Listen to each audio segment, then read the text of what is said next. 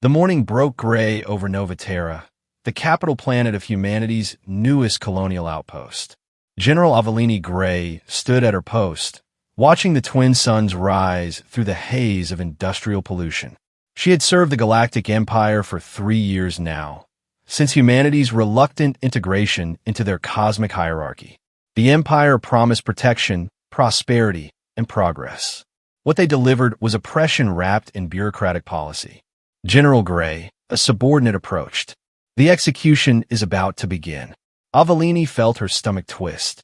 Public executions weren't uncommon under Empire rule, but this one was different. 3 human women had been accused of subversive activities, a catch-all charge that could mean anything from questioning a policy to breathing too loudly in the presence of imperial officials. The execution platform had been erected in the heart of Nova Terra's administrative district. A crowd gathered, primarily composed of Empire functionaries and their alien guards. Few humans attended by choice. Avellini forced herself to walk to the designated viewing area, her military training demanding she maintain composure, but her heart rebelled at the spectacle. Zareth Quell, the imperial governor of the human sector, stood at the edge of the platform. His multifaceted eyes gleamed with satisfaction as he scanned the crowd. The alien's chitinous exoskeleton reflected the harsh lights, making him appear like some predatory insect engineered for bureaucracy.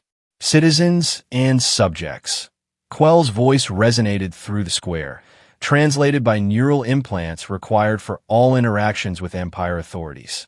These criminals dared to question the established order. Let their fate remind you all of the price of disloyalty. The 3 women were led to the gallows. Avellini recognized them. Scientists working on the colony's water purification project. Dr. Sarah Chun, Dr. Maria Rodriguez, and Dr.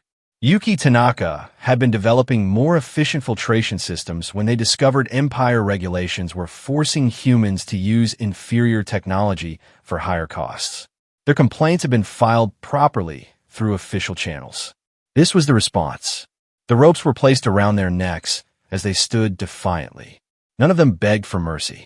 In that moment, Avellini saw not just 3 condemned women, but the dignity of her entire species being strangled. The trapdoors fell. Something broke inside Avellini Gray in that moment, more profound than mere anger. It was a crystallization of all the slights, the condescensions, the systematic humiliations humanity had endured since joining the Empire. She turned away, her fists clenched so tight her nails drew blood from her palms. That night, in the privacy of her quarters, she initiated contact with the resistance. Within weeks, the landscape of human colonial space had transformed.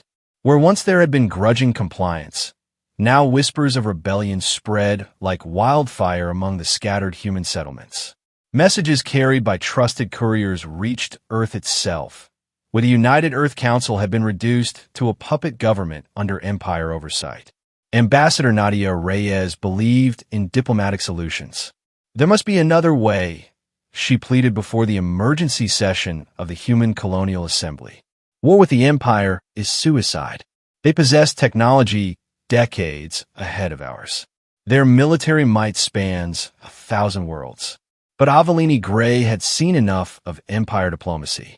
She had watched negotiation fail repeatedly as the Empire made incremental demands, always taking more, never giving back. She spoke with quiet intensity that silenced the chamber. The time for words ended when they hanged our people for asking questions. The Empire respects only strength. If we continue to kneel, we will be ground into dust, one regulation at a time. Her words found fertile ground among colonists tired of oppression. The resistance movement, once scattered and reactive, began to coalesce around a central strategy. But they needed more than determination. They needed an edge. Adam Bianchi had been working on theoretical quantum mechanics before the execution changed everything. A brilliant physicist whose research had been relegated to non-priority status by Empire controllers. He took his work underground. In hidden laboratories beneath the colony's industrial zone, he and other scientists began exploring forbidden technologies. The Empire restricts our access to dark energy manipulation, Bianchi explained to his clandestine team. They claim it's for our protection, but really they fear what we might accomplish. While Bianchi pursued his breakthrough, Avellini gathered her forces. Retired military personnel, colonial defense officers, and countless civilians joined what became known as the Retribution Fleet. Ships were modified in secret, weapons systems were hardened, and, through channels that cost lives to maintain, they made contact with other species chafing under Empire rule. The Vorthak had been subjugated a generation ago, their warrior culture forced into administrative roles. The Sileni, masters of biological sciences, saw their research controlled and censored. When Avellini reached out through intermediaries, these species responded with cautious interest. The enemy of their enemy could be their friend, but trust would have to be earned with actions, not words. Governor Zareth Quell remained blind to the growing storm. From his perspective, the execution had provided the deterrent he intended. Statistical reports showed decreased incidents of subversive behavior among human colonists. Security forces reported stable conditions. In his arrogance, he mistook fear for acceptance. The humans are learning their place, he reported to the Imperial Council. Give them another decade, and they'll be model subjects. He was wrong about the timing. He was wrong about everything. The attack came without warning. Retribution Fleet emerged from hyperspace at the edge of the Novaterra system, where Empire sensors failed to detect them thanks to technology trading with their new Vorthak allies. The first target was the orbital defense platform, destroyed by modified human ships carrying weapons that shouldn't have been possible. All units, this is Gray. Avellini's voice crackled across battle channels. Remember what they took from us. Remember why we fight. Show them the true meaning of retribution. Empire defenders scrambled to respond, but they faced an enemy they'd never prepared for. Humans fighting with desperate innovation. Bianchi's dark energy breakthrough powered weapons that punched through shield systems designed for conventional warfare. Former Empire patrol craft, stolen and modified, turned their own technology against them. The battle for Novaterra's orbit lasted 6 brutal hours. Empire reinforcements arrived from nearby systems, confident in their technological superiority. They encountered human ships piloted by colonists who had spent their lives mastering every civilian and light cargo craft system available. Old mining vessels became kamikazes. Shuttles configured with sensor packages provided unprecedented battlefield intelligence. Improvisation became the weapon that theory couldn't counter. Zareth Quell commanded the response from IES Dominator, the largest battlecruiser in the sector. His confidence wavered for the first time as he watched human forces employ tactics no manual had prepared for. They're using civilian ships as shields, his tactical officer reported incredulously, and somehow redirecting our targeting systems. Impossible. Human technology can't interfere with our systems. But it was happening. Bianchi's breakthrough wasn't just about dark energy. It was about understanding the fundamental physics that Empire technology used. Where Empire designers relied on established paradigms, human scientists pushed boundaries out of desperation. The climax came when Gray's modified battlecruiser, Retribution's Edge, engaged the Dominator directly. The two ships exchanged fire at ranges that turned space itself into a battlefield of energy and physics-warping weapons. On her bridge, Avellini faced the moment she dreaded and desired. "Give me a channel to Quell," she ordered. When his insectoid visage appeared on her screen, she saw uncertainty in his multifaceted eyes for the first time. "You started this war with 3 ropes," she said. "How many will it cost to end it? Surrender, and I promise merciful treatment for your—" "There's only one mercy you've ever understood," Avellini interrupted. "So we'll speak in that language." Retribution's Edge fired a full salvo of Bianchi's new weapons, dark energy torpedoes that bypass conventional shields entirely. The Dominator's hull cracked like eggshell as fundamental forces warred within its structure. But the Empire ship was vast, and wounded predators are most dangerous.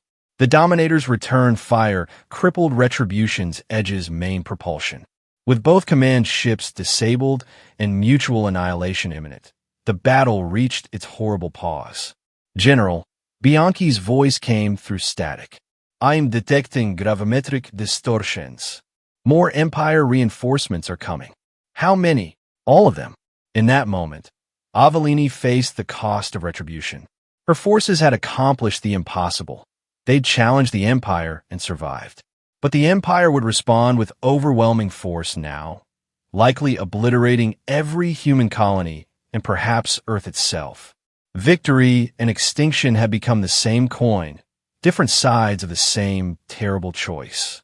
Nadia Reyes had been maintaining emergency diplomatic channels throughout the battle.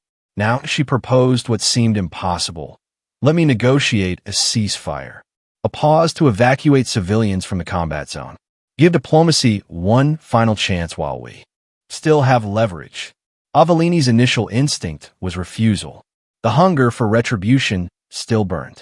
But she thought of the execution that started this war, of 3 women dying for asking questions.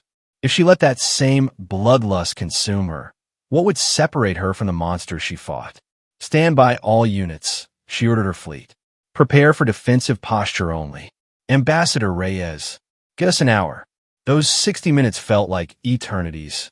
Quell, nursing his wounded pride aboard his damaged flagship, weighed his options. The humans had proven more formidable than anyone anticipated. Full suppression would be costly, and other Empire-subject species were watching. A show of mercy might serve Imperial interests better than a bloodbath that could ignite wider rebellion. When the ceasefire was announced, it shocked both sides. The terms were better than anyone dared hope. Immediate suspension of hostilities, recognition of human autonomy within the Empire framework, and an investigation into the circumstances of the executions that sparked the conflict. The war wasn't over, but its trajectory had changed. As ships limped back to their respective ports for repairs, the balance of power in the galaxy had shifted. The Empire learned that even its newest subjects could bite with enough provocation. Humanity discovered that defiance was possible, but at a price that demanded careful consideration. On the scarred bridge of Retribution's Edge, Avellini stood with Nadia Reyes as they drafted the first human-drafted treaty with an Empire species. Their enemy-turned-negotiating partner was sending terms that would have been unthinkable before the battle. Think they'll try again eventually? Reyes asked. Eventually, Avellini agreed. But now they know we're not prey animals waiting to be consumed. News of humanity's stand spread through Imperial space. The Vorthack sent discreet commendations through back channels. The Sileni expressed intellectual admiration for Bianchi's theoretical breakthroughs. And in the darker corners of the galaxy, whispers began of other species wondering if they too might challenge their Imperial masters. The reconstruction of Novaterra became a monument to resistance achieved at horrific cost. The execution platform was torn down, its materials used to build a memorial to all who died in the conflict. The names of Sarah Chun, Maria Rodriguez, and Yuki Tanaka were inscribed first, remembering the innocents whose murders ignited a war that changed the galaxy. Zareth Quell survived and retained his position, though his reputation within the Empire suffered. He learned, as had other Imperial administrators throughout history, that controlling a subject population required more subtlety than brute force. The Empire adapted, offering measured concessions while maintaining ultimate authority. Humanity gained what some called Pyrrhic victories, limited self-governance, the right to pursue certain technologies previously forbidden, and representation in Imperial administrative bodies.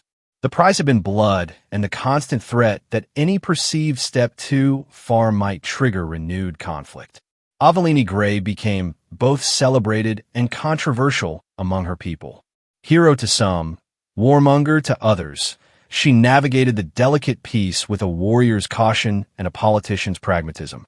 In private moments, she still saw the 3 hanging figures that started everything, wondering if their ghosts approved of what their deaths had purchased. Years later, when teaching at the newly established Human-Imperial Relations Academy, Avellini would share a lesson with her students. They say history is written by the victors. The truth is, we didn't win. We simply proved that conquest has a cost.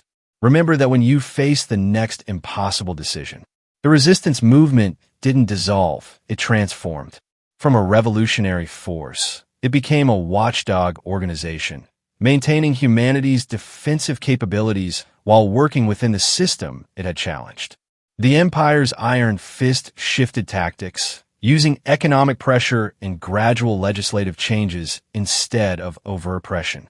Adam Bianchi's research into dark energy continued, now partially sanctioned by imperial authorities who recognized the strategic value of human innovation. His laboratory produced breakthroughs that benefited multiple species, though always under careful oversight that reminded them who held ultimate authority. The execution of 3 women had indeed unleashed humanity's capacity for ruthless warfare, but it also revealed their complexity. Retribution could spark rebellion, but wisdom tempered its course. The Empire learned to respect its newest subjects not through fear alone, but through begrudging acknowledgement of their potential as allies rather than just subjects. In the broader sweep of galactic history, the human rebellion of Novaterra would be recorded as a minor conflict, but its echoes would resonate in every system where the mighty sought to dominate the seemingly weak. The Empire's claim to infallibility had been challenged and found mortal. And humanity? They emerged from the war changed. No longer the desperate applicants seeking protection, they had become a people who understood their own power and its terrible price. When other systems faced oppression, they would remember that 3 hanging ropes could ignite a war that shook an empire. The twin sons of Nova, Terra, rose on a different galaxy than they had set on. The Hangman's platform had been dismantled, but its lesson remained carved in the stars, that civilization's greatest threats often come not from its enemies, but from its own belief that it can oppress without consequence. In the end, humanity didn't destroy the Galactic Empire. They taught it to think twice before tightening the noose.